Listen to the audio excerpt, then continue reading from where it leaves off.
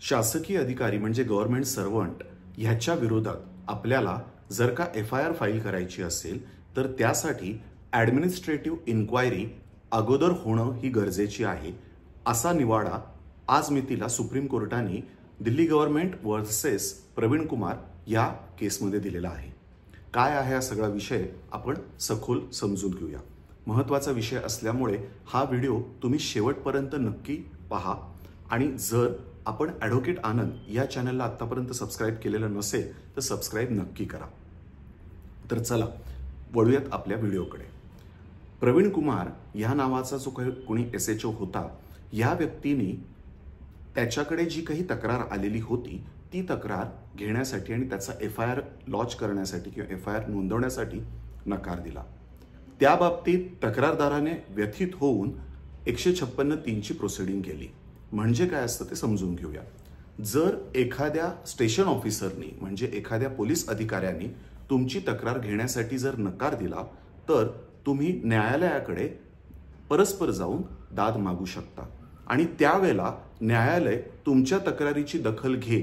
जर का त्याच्यामध्ये तथ्य असेल तर त्या पोलीस अधिकाऱ्यांना आदेश करतात की या व्यक्तीची जी काही तक्रार तुम्ही घेतलेली नाहीये ती तक्रार तुम्ही घ्या आणि त्या बाबतीतल्या ज्या गुन्हा काही झालेला जो असेल त्या बाबतीत तुम्ही शहानिशा करा, तपासणी करा।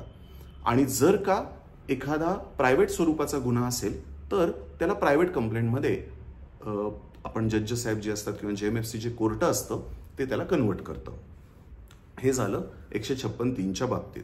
आता ज्यावेळेला आपण पब्लिक सर्वंट म्हणतो किंवा शासकीय अधिकारी म्हणतो त्यामध्ये शासकीय अधिकाऱ्यांना जर अशा स्वरूपाच्या काही गोष्टींची दखल घ्यायला अपेक्षित असेल आणि त्यांनी जर ती दखल घेतली नाही तर त्या बाबतीत त्यांनी केलेल्या डेरिलिक्शन म्हणजे कामात केलेल्या कुचराईच्या संदर्भामध्ये त्यांच्या विरुद्ध तुम्ही ॲक्शन घेऊ शकता।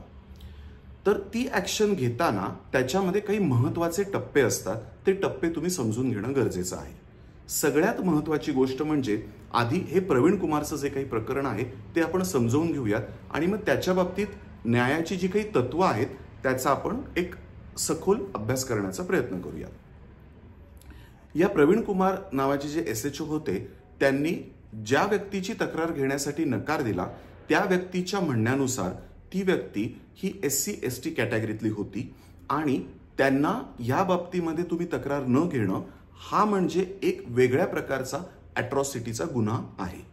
ॲट्रॉसिटीच्या गुन्ह्यांमध्ये 2015-16 साली एक मोठी अमेंडमेंट आली आणि त्या अमेंडमेंटच्या बाबतीमध्ये ज्या वेळेला सेक्शन 4 सबसेक्शन 2 मध्ये आपण अभ्यास करतो तेव्हा असं लक्षात येतं की जर का पब्लिक सर्वंटनी अशा स्वरूपाच्या जर का गोष्टींची दखल घेतली नाही किंवा त्या गुन्ह्याची जर का नोंद केली नाही तर त्याच्या बाबतीत जी काही ॲक्शन घ्यायची असते ती कशी घ्यावी या बाबतीत त्याच्यामध्ये उहापोह केलेला आहे।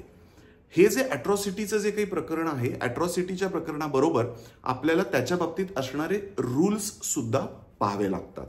तर हे जे ॲट्रॉसिटीचा जो सेक्शन आहे किंवा तो जो कायदा आहे आणि त्या कायद्याबरोबर असणारे रूल्स याची लिंक आम्ही डिस्क्रिप्शन बॉक्समध्ये दिलेली आहे। आता ह्या प्रकरणामध्ये त्या व्यक्तीने अशा स्वरूपाची तक्रार घेतली नाही म्हणून तक्रारकर्त्याने 156(3) खाली प्रोसिडिंग फाईल केलं आणि ॲट्रॉसिटीच्या अनुषंगाने जे स्पेशल कोर्ट असतं त्या स्पेशल कोर्टामध्ये देखील दाद मागितली। त्या स्पेशल कोर्टामध्ये ज्यावेळेला त्याने दाद मागितली तर त्या स्पेशल कोर्टाचा जो काही निवाडा आला आणि हे जे 156(3) जे काही प्रकरण आलं त्याचा जो काही ऑर्डर आली ह्याच्या बाबतीत व्यथित होऊन तक्रारकर्त्याने त्याची पुढची स्टेप म्हणून हायकोर्टामध्ये अर्ज केला। हायकोर्टामध्ये त्याने अपील फाईल केलं। हे हायकोर्टामध्ये त्याने अपील फाईल केल्यानंतर घडलं असं की माननीय हायकोर्टाने या सगळ्या बाबतीमध्ये जो काही ॲट्रॉसिटीच्या गुन्ह्याच्या बाबतीतला विषय आहे किंवा इतर गुन्ह्याच्या बाबतीतला जो काही विषय आहे तो एक विषय आपण म्हणूयात रिझर्व ठेवत अशा स्वरूपाची ज्यावेळेला तुमच्याकडे तक्रार आलेली होती तर तुम्ही त्या तक्रारीची दखल का घेतली नाही म्हणून त्या व्यक्तीविरुद्ध डायरेक्टली FIR फाईल करा अशा स्वरूपाची ऑर्डर केली। त्या SHOने या आदेशाबाबतीत व्यथित होऊन त्याने सुप्रीम कोर्टामध्ये दाद मागितली। माननीय जस्टिस न्यायमूर्ती भाटी यांच्याबरोबरच्या असणाऱ्या खंडपीठातल्या न्यायमूर्तींनी या बाबतीत असा निवाडा दिलेला आहे की जर का अशा स्वरूपाचं एखाद्या पब्लिक सर्वंटनी कमिशन किंवा ओमिशन म्हणजे करायची कृती त्याने योग्य पद्धतीने केली नाही किंवा कृतीच केली नाही, तर त्या बाबतीत जर का तुम्हाला दाद मागायची असेल तर त्याचे जे वरिष्ठ अधिकारी असतात त्या वरिष्ठ अधिकाऱ्यांकडे तुम्ही दाद मागू शकता. आत्ताच्या प्रस्तुत प्रकरणामध्ये जर का अशा स्वरूपाची FIR नोंदवली गेली नाही तर कमिशनर ऑफ पोलीस किंवा आपण म्हणूया त्यांचे जे वरिष्ठ अधिकारी असतात त्यांच्याकडे तुम्ही हा अर्ज करू शकता. तो अर्ज केला आणि तिथे देखील तुमच्या जर का तक्रारीची सुनावणी झाली नाही किंवा तक्रारीची जर दखल घेतली गेली नाही तर तुमच्याकडे न्यायालय ही संस्था उपलब्ध आहे. इथे आपल्याला समजून घेण्याचा विषय असा आहे की तुम्हाला जर का तुमची FIR नोंदवली गेली नाही तर त्याच्या बाबतीत पुढे कुठे कुठे तुम्ही जाऊ शकता हा विषय एक वेगळा. परंतु जर का तुम्हाला त्या अधिकाऱ्यांच्या विरुद्ध कुठली ऍक्शन घ्यायची असेल तर त्या अधिकाऱ्यांनी जर का त्यांच्या कामात खरंच कुचराई केलेली असेल तर त्या बाबतीत कुठलं न्यायाचं तत्व फॉलो केलं जातं हा समजून घेण्याचा विषय आहे. ज्या वेळेला एखाद्या अधिकाऱ्यांनी तुमची दाद ऐकली नाही तर तुम्ही कमिशनर ऑफ पोलीस किंवा आपण म्हणूयात असिस्टंट कमिशनर ऑफ पोलीस यांच्याकडे जाऊ शकता. पण जर का तुम्हाला असं लक्षात येतंय की त्या व्यक्तीने योग्य वेळेला तुमच्या बाबतीतली ती दखल घेतली नाही, त्यामुळे त्याचं जर का समोरच्या व्यक्तीबरोबर कुठल्याही पद्धतीची साठगाठ आहे किंवा आपण कोल्युजन आहे अशा स्वरूपाचं जर तुमचं म्हणणं असेल आणि आरोप असेल तर एक महत्वाचं लक्षात घेणं तुम्हाला गरजेचं आहे, ते म्हणजे त्या व्यक्तीच्या बाबतीत ऍडमिनिस्ट्रेटिव्ह इन्क्वायरी झाल्याशिवाय त्या व्यक्तीच्या विरुद्ध कोणत्याही स्वरूपाचा FIR हा लॉज होऊ शकत नाही. प्रवीण कुमारच्या केसमध्ये काय घडलं की प्रवीण कुमारच्या केसमध्ये माननीय हायकोर्टाने परस्पर त्या व्यक्तीच्या बाबतीमध्ये FIR लॉज करा अशा स्वरूपाचं ऑर्डर पास केली. त्या बाबतीत व्यथित होऊन त्या व्यक्तीने सुप्रीम कोर्टामध्ये धाव घेतली. महत्वाचा विषय असा असतो की ज्या वेळेला शासकीय कर्मचारी कोणतंही काम करतात किंवा करत नाहीत आणि त्या बाबतीत तुम्हाला दाद मागायची असते तर त्याची ऍडमिनिस्ट्रेटिव्ह इन्क्वायरी म्हणजे त्याची तपासणी किंवा चौकशी होणं गरजेचं आहे. आता हे का आहे हे नीट समजून घ्या म्हणजे तुम्हाला हे न्यायाचं तत्व नीट कळेल. होतं असं की ज्या वेळेला एखाद्या व्यथित माणसाचं असं म्हणणं असतं की माझ्या बाबतीत तुम्ही एखादी गोष्ट दखल घेतलीच नाही किंवा त्या बाबतीतला तुम्ही तक्रार नोंदवलीच नाही, पण तक्रार का नोंदवली नाही या बाबतीत देखील म्हणणं मांडण्याचा अधिकार त्या ऑफिसरला किंवा त्या अधिकाऱ्याला असतो. जर परस्परच त्या व्यक्तीविरुद्ध अशा स्वरूपाची FIR लॉज झाली तर त्या माणसाला त्याचं म्हणणं मांडण्याचा जो अधिकार असतो म्हणजे नैसर्गिक न्यायतत्वाप्रमाणे त्या व्यक्तीला जे काही त्याचं म्हणणं मांडायचं होतं ते म्हणणं मांडायची संधी दिली गेली नाही आणि त्यामुळे ऍडमिनिस्ट्रेटिव्ह इन्क्वायरी झाल्याशिवाय त्या व्यक्तीविरुद्ध जर डायरेक्टली FIR झाला किंवा त्याच्या विरुद्ध जर का डायरेक्टली तक्रार घेण्यात आली तर ती तक्रार टिकत नाही. हा त्यातला महत्वाचा मुद्दा आहे. त्यामुळे तुम्हाला तुमच्या झालेल्या अन्यायाच्या विरुद्ध जी काही दाद मागायची आहे किंवा त्या बाबतीत जे काही तुमचं म्हणणं आहे तो एक वेगळा भाग असू शकतो. त्याच्यासाठीचं जे मेकॅनिझम आहे ते आपण पुढच्या व्हिडिओजमध्ये समजावून घेऊया.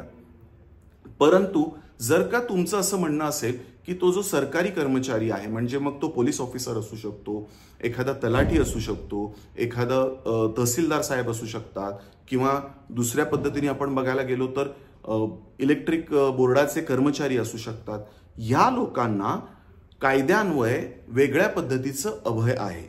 ते अभय अशासाठी आहे कारण त्यांनी त्यांचं काम करताना कोणत्याही धाकधपटशाखाली येऊ नये किंवा त्यांना कोणत्याही पद्धतीचं प्रेशराइज टॅक्टिक्स लोकांनी वापरू नये.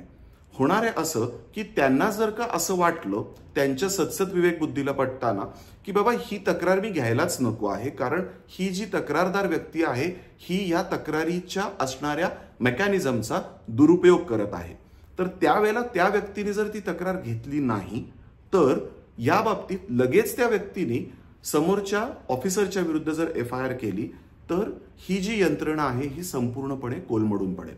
अर्थात या बाबतीमध्ये एक खूप महत्वाचा विषय आहे.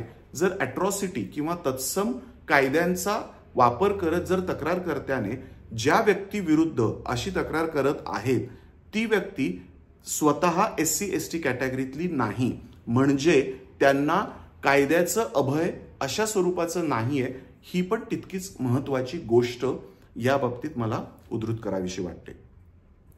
या सगळ्या आपण म्हणूयात ऑर्डरच्या बाबतीतला जो सगळ्यात महत्वाचा जो पार्ट आहे तो पार्ट असा आहे की ऍडमिनिस्ट्रेटिव्ह इन्क्वायरी ही सर्वसाधारणपणे ती जी व्यक्ती असते त्याचे जे वरिष्ठ अधिकारी असतात ते त्या बाबतीत करतात। म्हणजे की तुम्ही ती तक्रार का वेळेत नोंदवली नाही, तुम्हाला त्यावेळेला असं काय वाटलं की ज्यामुळे तुम्हाला ही तक्रार नोंदवून घ्यावीशी वाटली नाही, किंवा एखादी करायची तुम्ही कृती ती ताबडतोब का केली नाही, किंवा त्यामुळे होणारं जे नुकसान आहे हे तुम्हाला तुमच्या नॉर्मल कोर्स ऑफ बिझनेसमध्ये किंवा तुम्हाला जी काही अधिकार दिलेले किंवा तुमचे जे अधिकार क्षेत्र आहे यामध्ये तुम्ही ह्या गोष्टी करणं अपेक्षित होतं पण त्या तुम्ही केलेल्या नाहीयेत। तर या बाबतीत त्या व्यक्तीची देखील एक बाजू असते, ती बाजू लक्षात घेणं किंवा त्या बाबतीत एक लिखाण असणं आणि त्या बाबतीत एक वर्डिक्ट असणं हे अत्यंत महत्वाचं आहे। अदरवाईज हे जे प्रवीण कुमारच्या जजमेंटमध्ये जसं झालं की सुप्रीम कोर्टापर्यंत हा विषय गेला आणि सुप्रीम कोर्टापर्यंत हा विषय जाऊन तो परत ऍडमिनिस्ट्रेटिव्ह इन्क्वायरी नाही या एका मुद्द्यापुरता तो परत ओपन झाला, किंवा त्या बाबतीत जे काही जजमेंट माननीय हायकोर्टाने दिलेलं होतं ते देखील सुप्रीम कोर्टाने त्या बाबतीमध्ये उलटवून टाकलं। यामध्ये जे काही क्रिमिनल ऍक्शन झालेली आहे त्या बाबतीत आपण भाष्य करत नाही आहोत, पण जर का एखादा शासकीय कर्मचारी असेल तर त्याच्या बाबतीमध्ये ऍडमिनिस्ट्रेटिव्ह इन्क्वायरी झाल्याशिवाय त्या शासकीय कर्मचाऱ्याच्या विरुद्ध पर्सनली जर तुम्हाला जायचं असेल किंवा वैयक्तिकरित्या त्या व्यक्तीबद्दल जर का तक्रार करायची असेल तर हे सूत्र किंवा हे तत्व तुम्ही फॉलो करणं अत्यंत गरजेचं आहे। अदरवाईज तुमचं जे अपेक्षा आहे की न्याय यंत्रणेने किंवा न्याय संस्थेने तुम्हाला या बाबतीमध्ये की तुमच्या बाबतीत जो झालेला अन्याय त्याच्याबरोबर या व्यक्तीला देखील शासन करावं, तर ते त्या व्यक्तीने जर खरंच चूक केलेली असेल तर त्या व्यक्तीला त्या पद्धतीने शासन होणार नाही। जर हे जे काही जजमेंट आहे जजमेंट जर तुम्हाला पाहायचं असेल तर त्या जजमेंटची लिंक देखील आम्ही या डिस्क्रिप्शन बॉक्समध्ये दिलेली आहे, ती तुम्ही डिस्क्रिप्शन बॉक्समध्ये लिंक नक्की पहा। डिटेल जजमेंट आहे 24 पानांचं आणि त्या जजमेंटच्या बाबतीत तुम्हाला जर का अजून काही वेगळे प्रश्न असतील की अशा पद्धतीने पब्लिक ऑफिसरच्या विरुद्ध आम्ही गेलो होतो पण त्यामुळे एबीसी गोष्टी घडल्या, किंवा त्या बाबतीत जर का एखादी आम्ही अर्ज केला होता पण ऍडमिनिस्ट्रेटिव्ह डिपार्टमेंटने त्याच्या बाबतीत कुठली कृती केली नाही, तर लक्षात घ्या की पब्लिक सर्वंट्स ऍक्ट अशा पद्धतीचा एक ऍक्ट आहे, त्याची देखील लिंक आम्ही तुमच्या माहितीस्तव या डिस्क्रिप्शन बॉक्समध्ये दिलेली आहे। तर असं नाहीये की जर एखादा व्यक्ती स्वतः पब्लिक सर्वंट आहे म्हणजे त्याने त्याचा मनमानी कारभार करावा नाही, त्याच्या बाबतीत पण सर्वसाधारणपणे एक नियमावली दिलेली आहे। या व्हिडिओच्या उद्देशातनं आम्हाला असं अजिबात म्हणायचं नाही की सगळे पब्लिक सर्वंट चूक करतात, पण जे खरंच चूक करणारे पब्लिक सर्वंट आहेत त्या बाबतीत जो व्यथित व्यक्ती आहे किंवा जो आपण म्हणूयात ज्याच्याबद्दल ॲग्रीव्ड पर्सन आहे त्याने कशा पद्धतीने कृती करायला हवी हे अत्यंत महत्त्वाचं आहे। आणि त्याचबरोबर जे पब्लिक सर्वंट आहेत त्या पब्लिक सर्वंट्सना जर का अशा स्वरूपाने त्यांच्या विरुद्ध ऍक्शन झालेली आहे आणि त्यांचं म्हणणं जर मांडायची त्यांना संधी मिळालेली नाहीये तर ते कशा स्वरूपाने ऍडमिनिस्ट्रेटिव्ह इन्क्वायरीची मागणी करू शकतात, या दोन्हीचा समन्वय साधण्यासाठी या व्हिडिओचा उद्देश आहे। हा व्हिडिओ जर तुम्हाला आवडला असेल तर या व्हिडिओला लाईक नक्की करा आणि ॲडव्होकेट आनंद या चॅनलला तुम्ही जर अजूनपर्यंत सबस्क्राईब केलेलं नसेल तर सबस्क्राईब नक्की करा। आपण लवकरच भेटूयात पुढच्या आठवड्यात, तोपर्यंत तुम्ही स्वतःची काळजी घ्या। नमस्कार।